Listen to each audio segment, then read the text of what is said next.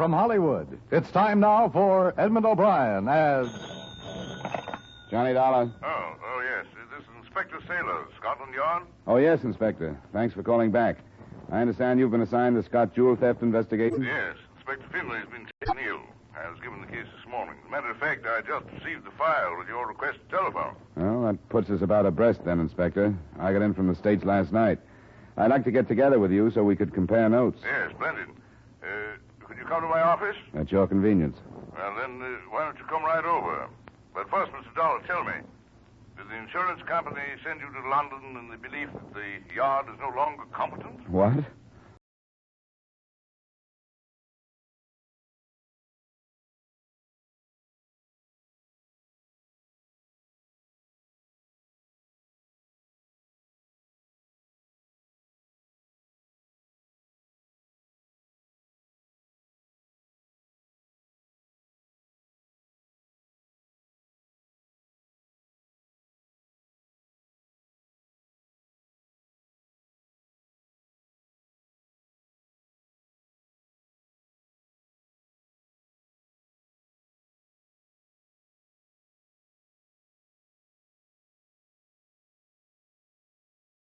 Inspector Finch?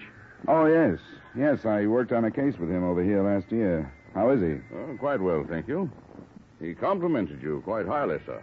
Well, that's very nice of him. But as I remember it, I think I was more of a burden than a help to him. Well, I doubt that.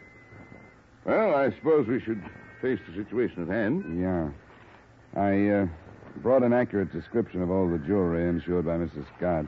Ah, splendid. But the cable that reported the theft wasn't quite clear as to which pieces were missing.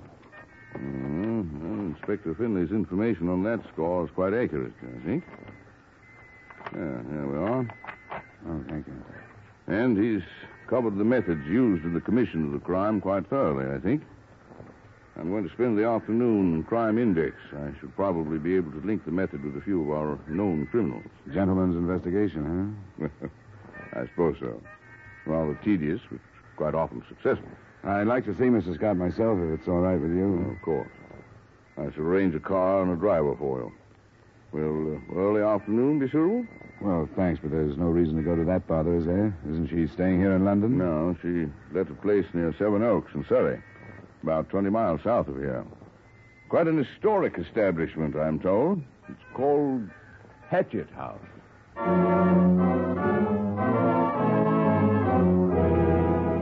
Before I left London that afternoon, Inspector Sailors and I pulled the few facts we had. I was able to tell him that Mrs. Marcella Scott, reputedly a wealthy Texas widow, was actually slightly on her uppers as far as ready cash went. She had sold some jewelry the previous year for considerably less than its insured value. He gave me the news that Miss Scott frequently had been seen in the company of another American tourist named Norman King. And together, we figured the loss at slightly over $100,000.